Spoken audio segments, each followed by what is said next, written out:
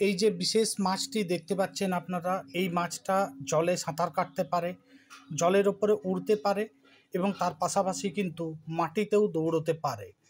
এই মাছ যখন বিপদে পড়ে বা বড় মাছ যখন তাকে অ্যাটাক করে, তখন এরা প্রথমে সমুদ্রের নিচে বা জলের নিচে প্রচণ্ড গতিবেগ নিয়ে স্পিড সংগ্রহ করে বা স্পিড জেনারেট করে, তারপর আকাশে উঠতে পারে। একবার উড়ানের পর এইটা মোটামুটি 7 মিটার পর্যন্ত উড়তে পারে।